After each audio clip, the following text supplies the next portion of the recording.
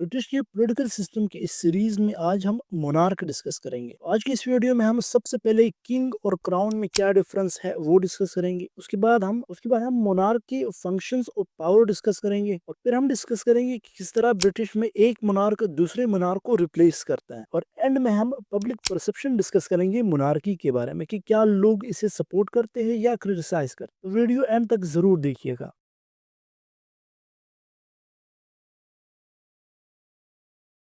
अब सबसे पहले आपको ये पता होना चाहिए कि किंग और क्राउन में क्या डिफरेंस है। देखिए किंग एक पर्सन है, यानी किंग एक शख्स है और क्राउन एक इंस्टीट्यूशन है। जो दूसरा डिफरेंस है कि किंग मॉर्टल है और क्राउन इमॉर्टल है। अब मॉर्टल मींस यानी किंग की अगर डेथ हो जाए तो उसको दूसरा किंग रिप्लेस करेगा, but crown as a institution immortal है। किंग तो मर सकता है बट क्राउन नहीं मर सकता, क्योंकि क्राउन इंस्टीट्यूशन है और किंग एक पर्सन है।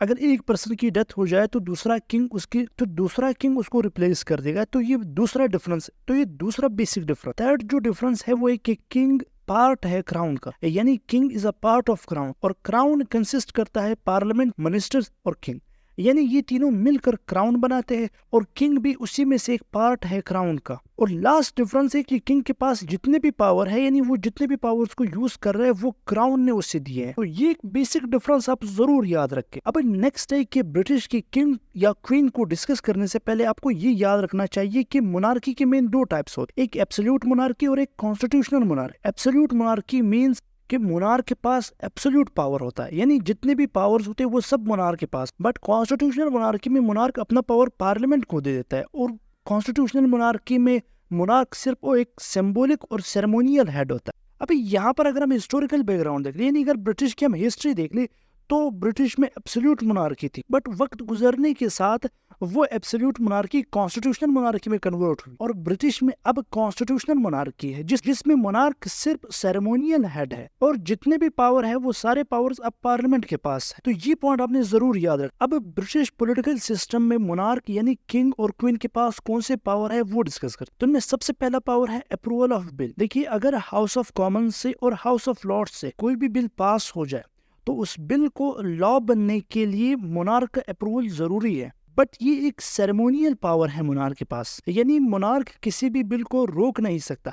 और अगर हम 18वीं सेंचुरी से देख ले तो अभी तक मोनार्क ने कोई भी बिल रिजेक्ट नहीं किया, यानी मोनार्क हर बिल को अप्रूव करता है। क्योंकि ब्रिटिश में पार्लियामेंट सॉवरन है, पार्लियामेंट के पास सुप्रीम पावर है लॉ मेकिंग से रिलेटेड, इसलिए मोनार्क कोई भी बिल नहीं रोक सकता। और ये मोनार्क के पास सिर्फ एक सेरेमोनियल पावर है कि वो बिल को अप्रूव करेगा।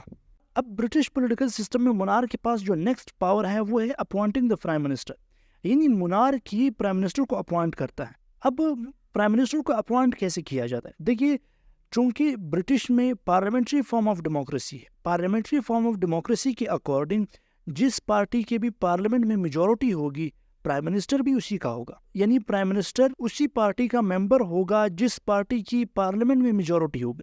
और वहां पर हाउस ऑफ कॉमन में, यानी हाउस ऑफ कॉमन में जिसकी मेजोरिटी होगी प्राइम मिनिस्टर भी उसी का मेंबर होगा। तो जिस पार्टी के पास मेजोरिटी होती है, मोनार्क उसी पार्टी के एक मेंबर को प्राइम मिनिस्टर अपॉइंट करते हैं। और ये भी एक सेरेमोनियल पावर है, यानी ऐसा नहीं हो सकता कि मोनार्क किसी ऐसे शख्स को अपॉइंट कर ले जिसकी पार्टी के पास मेजोरिटी भी ना हो पार्लियामेंट में और मोनार्क अपॉइंट कर ले।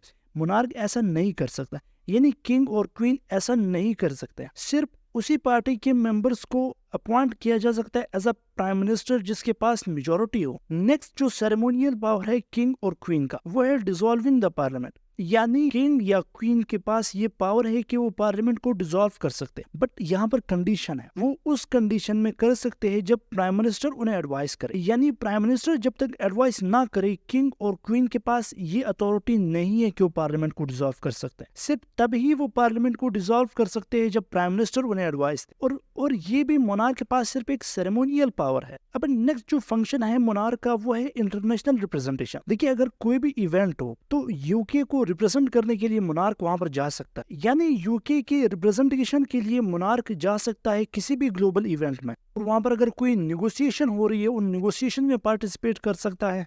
बट यहाँ पर एक पॉइंट जरूर याद रखिए कि एक्चुअल जो पॉलिसीज है या अगर कोई ट्रिटी हो तो वो गवर्नमेंट का काम है, वो मोनार्क नहीं कर सकता, ना मोनार्क के पास इतने पावर्स है।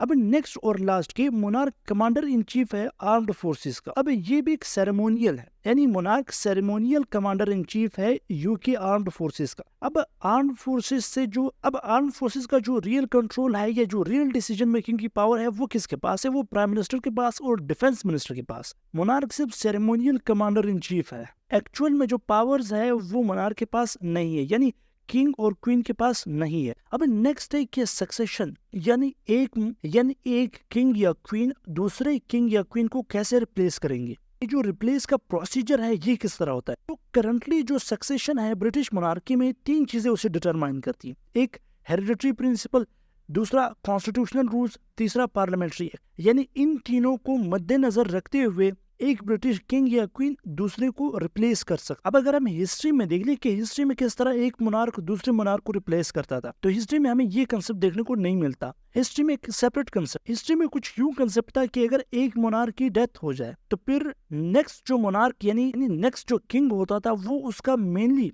सबसे पहले प्रेफरेंस या प्रायोरिटी सन को दी जाती थी डॉटर्स की बनिस्बत। अगर उस किंग का कोई भी सन ना हो उसके बाद फिर डॉटर्स को चांस दिया जाता था, बट मोस्टली सन को ही प्रेफरेंस दी जाती थी। और उसके साथ ये भी याद रखिए कि सक्सेशन पर यानी किस तरह एक मोनार्क दूसरे मोनार्क को रिप्लेस करेगा, इस पे एक रिलीजियस रिस्ट्रिक्शन भी है। यानी under the act of settlement 1701, यानी इस एक्ट के अकॉर्डिंग के सिर्फ प्रोटेस्टेंट ही मोनार्क बन सकते हैं। इस एक्ट के अकॉर्डिंग कैथलिक्स को रिमूव कर दिया गया, यानी कैथलिक कभी भी किंग नहीं बन सकता ब्रिटिश का। ये एक रिलीजियस रिस्ट्रिक्शन आप लोगों ने जरूर याद रखनी है, जो कि 1701 के एक्ट के अकॉर्डिंग कि आप सिर्फ प्रोटेस्टेंट ही मोनार्क बन सकते हैं, कोई भी कैथलिक नहीं बन सकता। अभी इसके पीछे एक लॉन्ग हिस्ट्री है कि आखिरकार ये एक्ट क्यों आया। इसको समझने के लिए आपको सिविल वॉर की पूरी हिस्ट्री समझनी होगी, बट फिर हम सेपरेट वीडियो में कवर करेंगे। बट यहाँ पर आप लोगों ने ये याद रखना है कि ये एक रिलीजियस रिस्ट्रिक्शन एग्जिस्ट करता है। इसी के साथ अगर हम रिसेंट हिस्ट्री देख ले कि क्वीन एलिजाबेथ II जिन्होंने 1952 से 2022 तक ब्रिटिश मोनार्क रही, यानी ब्रिटिश क्वीन रही, इसके टाइम पीरियड में बहुत से सोशल और पॉलिटिकल चेंजेस हुए और ये 70 इयर्स तक ब्रिटिश की क्वीन रही।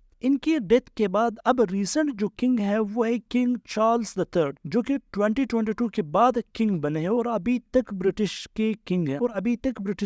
अब लास्ट है कि पब्लिक परसेप्शन क्या है मोनार्की के बारे। अभी यहाँ पर 2 व्यूज पाए जाते हैं, एक पॉजिटिव व्यू है और कुछ लोग मोनार्की को क्रिटिसाइज करते हैं। सबसे पहले पॉजिटिव व्यू को डिस्कस करते हैं। देखिए, कुछ लोगों का मानना है कि जो मोनार्की है वो ब्रिटिश पॉलिटिकल सिस्टम में एक सिंबल ऑफ यूनिटी और स्टेबिलिटी है, यानी इसे खत्म नहीं होना चाहिए, ये एक सिंबल ऑफ यूनिटी है। और इसी तरह उनका मानना है कि जो ब्रिटिश मोनार्की है वो ब्रिटिश के ट्रेडिशंस को रिप्रेजेंट करती है। और इसके साथ अगर हम क्वीन एलिजाबेथ II का टाइम पीरियड देख ले तो क्वीन एलिजाबेथ II के टाइम पीरियड में उन्होंने बहुत से पब्लिक सर्विसेज की, जिसकी वजह से लोगों ने उन्हें और सपोर्ट किया। और जो पॉजिटिव व्यूज रखने वाले और मोनार्की के बारे में जो पॉजिटिव व्यू रखने वाले हैं वो ज्यादातर ओल्डर जनरेशन है, यानी वो इंडिविजुअल जिनकी एज ज्यादा है, उनकी यही कोशिश होती है कि ब्रिटिश मोनार्की को रहने दिया जाए, यानी इसे खत्म ना किया जाए। बट इसके अपोजिट कुछ लोग इस पर क्रिटिसिज्म करते हैं। वो ये कहते हैं कि ब्रिटिश मोनार्की को मेंटेन रखने के लिए बहुत से एक्सपेंसेस खर्च किए जाते हैं और मोनार्की को अगर 21st सेंचुरी में खत्म कर दिया जाए तो इसका ब्रिटिश के ऊपर कोई भी असर नहीं होगा, तो इसलिए ये एक्सपेंसिव है, इसे खत्म कर दिया जाए। कुछ लोगों का ये मानना है और इनमें मोस्टली यंग जनरेशन ज्यादातर इस चीज को क्रिटिसाइज करती है। बट आपने दोनों व्यूज याद रखती है, एक पॉजिटिव व्यू जो मोनार्की को सपोर्ट करती है, जिनका ये मानना है कि monarchy as a symbol of unity है और मोनार्की ब्रिटिश ट्रेडिशंस को रिप्रेजेंट करती है। बट इसके अपोजिट जो यंगर जनरेशन है वो मोनार्की के इस इंस्टीट्यूशन को क्रिटिसाइज करती है। होप सो कि आपको ब्रिटिश मोनार्की का ये कंसेप्ट क्लियर हो चुका होगा।